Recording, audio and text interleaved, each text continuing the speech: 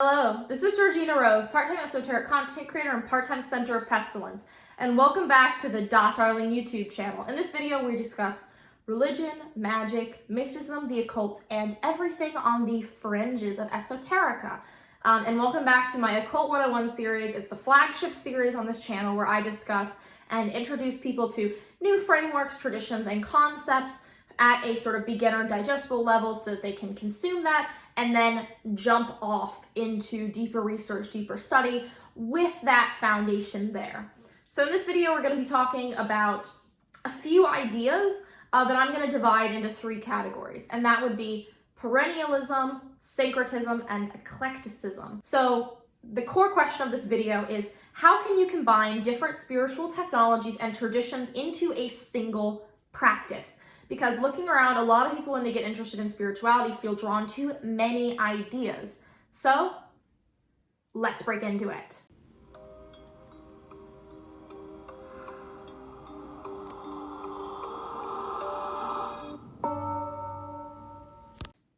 So first of all, the question, can I mix traditions, comes up a lot.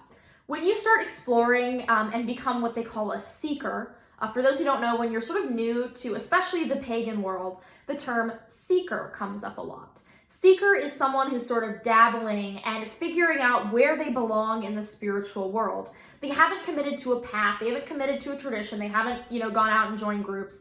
They're simply experimenting, figuring out what they believe. A lot of these people will quickly discover that they relate to multiple traditions or they relate to multiple ideas, and they sort of have this existential crisis on whether they can actually follow these multiple ideas. They feel like, especially if they left a Christian sect before getting into spirituality, they have to follow an orthodoxy to find a single path and a single way to live, that there is a correct way to do spirituality, and outside of that is a heresy, something wrong.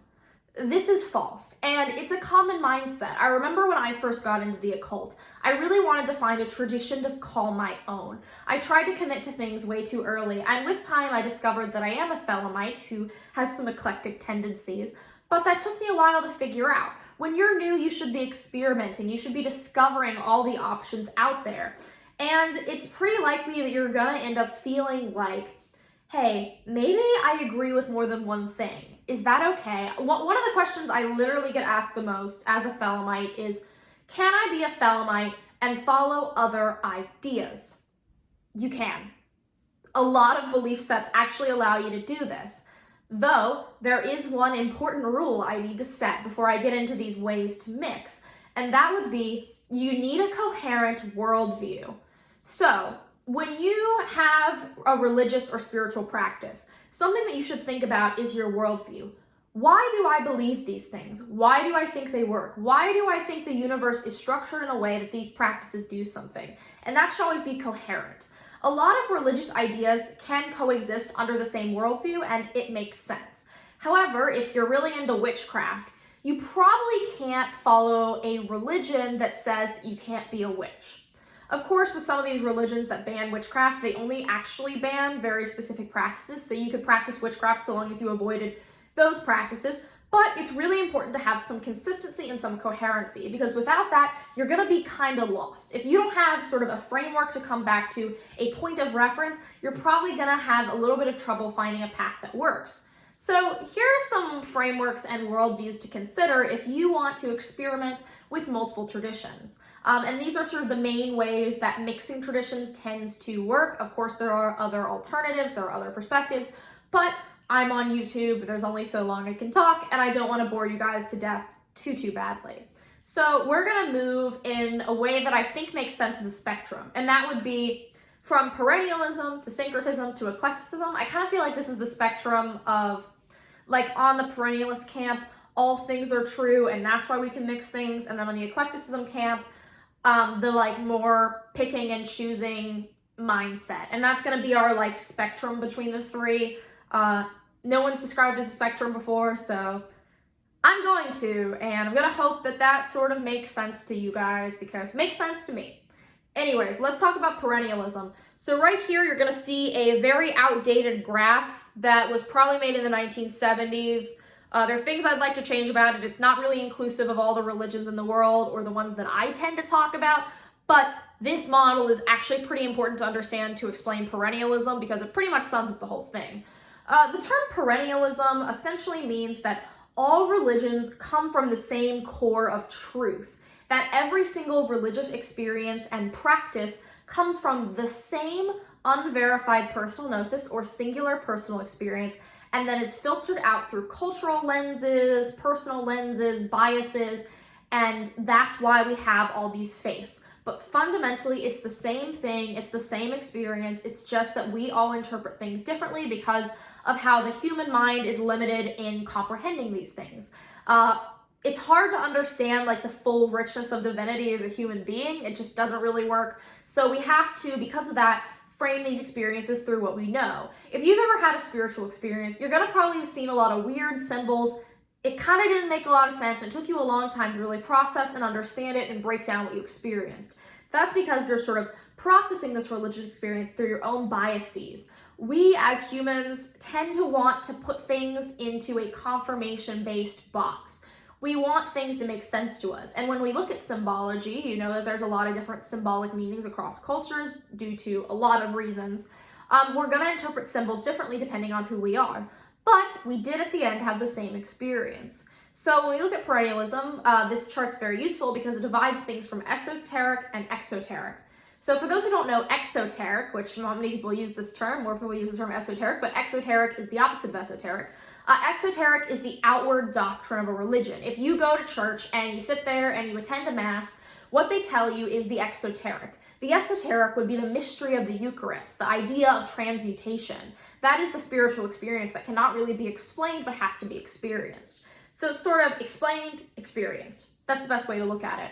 And what we've all experienced is the same, it's just interpreted differently. That's why in Norse paganism and in Kabbalah, there's a tree of life. That's why meditation has appeared across the world in cultures that never even interacted. That's why things like fasting as ritual purification are so common. Smoke cleansing has existed in indigenous practices, but it also just existed in Europe. Though, with all these things, they do use different methods. They do end up being different because obviously people are going to come up with different ideas and have different sort of personal gnosis. But there are core tendencies, core notions. Enochian, Hebrew, and Old Norse are all sacred alphabets with each letter having a specific meaning. That idea of a sacred alphabet, that tracks. And so how can we explain that?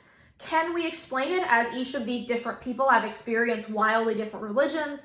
We could explain it as some were wrong, but a very possible explanation is that they're all correct and they all experienced the same thing and then interpreted it differently. That is perennialism. I was reading some perennialist writers, and a really interesting way that they phrased it is perennialism is sort of viewing religion in an innocent until proven guilty perspective. So when you're a perennialist, you assume all these religions come from a core of truth, all these practices are correct until you can really prove them wrong. Obviously, not every single spiritual experience that every single person has had have been correct. Some people have psychotic breaks, they interpret it as spiritual. So things like that you can rule out, but until you can really prove an idea wrong, you should not assume that it is wrong. That is a fallacy-based way of thinking. And it sort of knocks off our human tendency to want to confirmation bias our spiritual experience into the tradition that we feel most comfortable with or want to follow. Because I think we all want to sort of interpret the world in a way that aligns with our tradition and with our thoughts. So perennialism says, don't do that, which I agree with, and rather do an innocent until proven guilty approach to religion, which I'd never seen it phrased that way until I was sort of researching this video, and that really stuck with me. I really liked that, because in a way it kind of connects to the Thelemic idea of the method of science, the aim of religion. They connect in a cool way, and so I found that very interesting. I think a lot of traditions in modern spirituality are actually kind of perennialist, they just wouldn't phrase it that way. So camp 2 is syncretism, or syncretizing ideas. So if you've ever plugged your phone into a computer, you're going to notice that the devices sync. They meet up. The two unrelated devices connect, and there becomes a flowing wave between them. If you've ever read tarot, which I have my deck of the Thoth tarot right here, you're going to notice that there is a number that's a 3, there's an astrological glyph, there's all these colors, and there's the actual meaning of the tarot. So how do we get all that together? How do we make it so this single card contains ideas from so many different traditions? That's through syncretism. In a way, tarot is actually one of the most ambitious forms of syncretism, because to create the tarot, there's a merging of numerology, gematria, Kabbalah, color ideas, Thelema, Hermeticism, all these things depending on the deck that you pick up. There's a lot of different things that have been pushed together and syncretized. So essentially what it is you bring things together and create something new. However, unlike perennialism, syncretism does not mandate that all religions are true, nor does it have this innocent until proven guilty. Syncretism typically is not syncretizing every single religion in the world, it's syncretizing very specific things together. A historic example of syncretism would be the Greek magical papyri. For those who don't know, the Greek magical papyri is one of the very few grimoires we have left from antiquity, and it syncretizes a lot of Greek ideas, but it also brings in some Egyptian ideas and some Kabbalistic ideas into one big text. And this was written very, very long time ago. It's one of sort of the oldest source books that we have left. So syncretism has existed for a very long time. The problem with syncretism is you need to be very specific with it and make sure you're being respectful so that it's not like a hot mess. A lot of people can get syncretism wrong, where it just becomes messy and doesn't really make sense. To properly syncretize things, you need to make sure that the ideas actually connect in a way that merging them together makes sense. There's a ritual in ceremonial magic, some of you guys may be familiar with it, called the Lesser Banishing Ritual of the Pentagram. In this ritual, you basically call on some spears and then you call archangels to every corner around you. So a lot of people who are kind of uncomfortable with the whole angel thing have tried to rewrite the LBRP with different spirits inserted, syncretizing different systems together. You see it with Greek gods, I've seen it with demons, I've seen it with like everything. And some of these are better than others, because to properly syncretize, you need to really know the system. You're really pushing things into one new result, so if you don't know the meanings, syncretism can be very sloppy and at times straight up offensive. So you need to be very careful with syncretism, because when syncretism is done well, it's a beautiful thing. I mean, we all like revere the tarot. The tarot is so impressive. The way that it merges all these ideas is just groundbreaking. There's so many sort of practices that through the beauty of syncretism have emerged in a beautiful way. I mean, like throughout history, mystics talking to each other and coming up with new conclusions is how we've developed so many new religions. I mean, a lot of these new breakaway sects of religions really do emerge through the power of syncretism. It's just important to know what you're talking about, because when you're bringing unrelated ideas together to create a new idea, you need to understand those ideas, because syncretism is not like when you practice multiple things at the same time, it's when you try to merge them into one new result. So be careful with it, make sure you're doing your research and really know what you're talking about before you try to syncretize ideas. Personally, I would consider myself a syncretist. I think syncretism is really a key to understanding a lot of mysteries. Camp 3 is Eclecticism, and this is probably the most popular and the easiest to do. Eclecticism is essentially picking and choosing practices, ideas, and traditions, and then putting that into your personal practice. Eclecticism is not syncretizing or creating new rituals, it's simply practicing multiple things at the same time. Like, let's say you read tarot, but you also read runes. That's eclectic, because you're doing a Hermetic Western form of divination, but you're also doing a Scandinavian Norse-based form of divination. If you do both of those, that's eclectic. If you sometimes do witchcraft and you sometimes do ceremonial magic, that's eclectic. It's simply doing different things. A lot of sort of pagan reconstructionists kind of scoff at eclecticism, sort of like how you see Catholics scoffing at what they call like cafeteria Christians. But there's nothing wrong with eclecticism. If anything, people have been doing it for forever. People do eclectic like variances on pretty much every religion. Like, eclecticism is a pretty normal tendency and is definitely the one that requires the least research, because you simply just do the things not together, but just do multiple things. I would say the vast majority of people nowadays are eclectic. Eclecticism, pretty simple to understand. It's just kind of merging different ideas. Eclecticism really became popular in the 1990s. You do see chaos magic having a kind of eclectic edge to it, though Chaos magic is weird. It doesn't really cleanly fit in any of these categories because chaos magic is more of a method and a way of thinking than really a practice. I have a video on chaos magic if you want some context on that. Chaos magic is more of an approach and a mindset than necessarily a practice, though there are specific practices associated with chaos magic, but that's one that could fit in any of these camps. But yeah, eclecticism is not really the same as chaos magic, but most chaos magicians are eclectic. It's a weird relationship because you can see eclectics that have like very specific worldviews. Like, let's say they're a Wiccan, because Wicca is where a lot of this comes from. For those who don't know, Wicca was originally started as Gardnerian Wicca or traditional Wicca, and then there came Alexandrian Wicca, then Dianic Wicca, then the Minoan Brotherhood, etc., etc.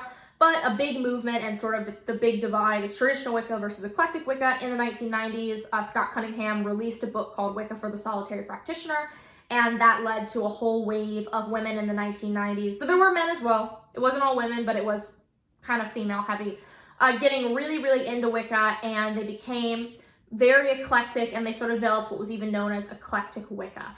Ever since then, I don't really think the spirituality community has moved away from eclecticism.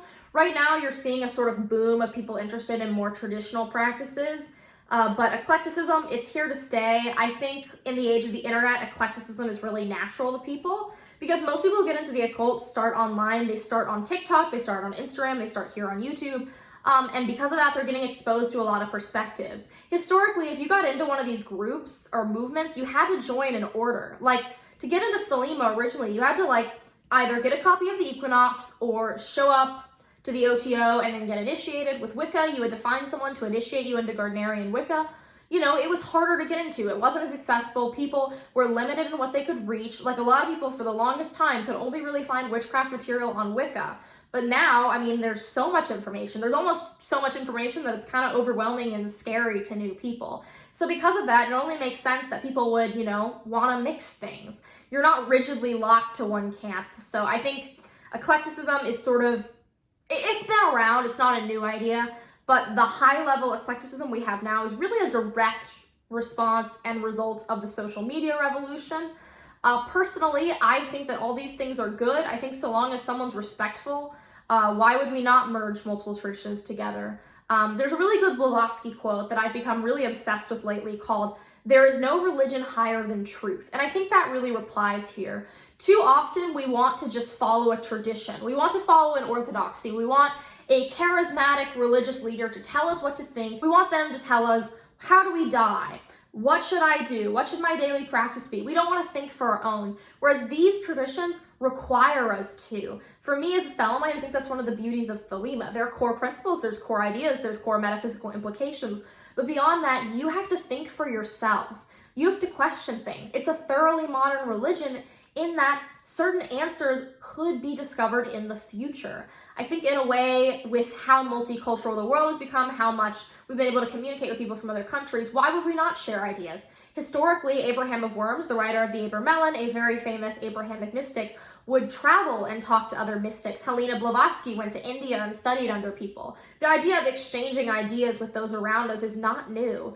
And if we're trying to find truth, we're trying to find God, we're trying to find divinity, I don't see why we wouldn't want to open up interfaith dialogue to talk to people of different traditions, to explore different ideas, experiment, and see what works. After all, the goal is the method of science and the aim of religion. Why would we just box ourselves into some orthodoxy that we were told when there are so many ideas from around the world that we can consider? It's much easier to just be told what to believe, to sit in a church pew and have a representative of the Vatican, the spooky witchy Vatican, tell us exactly what to think. But this is not the Vatican. This is a community that has been built around transgression and heresy. Heresy is questioning the establishments, going against what you are told, and finding God and spirituality on your own terms. Because as people, we are able to strive higher, to strive for greatness, to strive for wisdom, to strive towards will. And after a certain point, it's pretty quick to discover that the lines between these things are thinner than we think. Just look around the world, see how many people have come up with similar ideas, and tell me that that is not a beautiful thing that should be explored and embraced. So long as it is done with kindness and respect, which any spiritual practice you want to learn from should always be given respect, as it is kind to share your ideas with others. So explore, experiment, try out thinking in a perennial way, try out some syncretic practices, or even just be an eclectic and see what works for you. If you want to support me, I'm Georgina Rose. I go by .darling, DAAT, on Instagram, Twitter, YouTube, Twitch, Telegram, TikTok, and I'm on Patreon. But if you join my Patreon, it's the best way to support me. I have a Ko-Fi link if you want to donate directly. But through my Patreon, you get extra videos every single month. You get a written about 15 to 20 page ritual guide every month where I'll like write a little ritual for you to perform, and some like oil recipes, folk magic recipes, all these things together to sort of help you grow your practice. By the way, they are beginner accessible. I sort of organize them by beginner to advanced, so there's something in there for everyone, whether you're brand new or I've been doing this for a while. Also, if you're in my higher tiers, you can meet with me once a month, and you can poke my brain, or I can explain concepts for you, or we can have a sort of mentor-light relationship. It's not proper mentoring, but I will give you some instruction if you want to talk to me one-on-one or discuss sort of some struggles you're having in your spiritual practice. That is available as well. So check out my Patreon below if you want extra videos, ritual guides, to talk to me, and it also gives you access to my exclusive Discord where you can ask me questions and communicate with other viewers of the channel. As well, I host the podcast Magnolias and Magic on all major podcasting platforms, as well as Patreon. You get extended shows, pre-shows, and Sabbath special episodes if you join that. So thank you guys for watching. I really appreciate it. Like, comment, subscribe, and ring the bell. And if you're subscribed for 93 days, you'll meet your holy guardian angel. I promise that is true. Please do not tell the Better Business Bureau on me. Thank you. I appreciate it. So thank you guys for watching, and I hope you have a lovely night, day, evening, morning, or afternoon, wherever you are. Bye.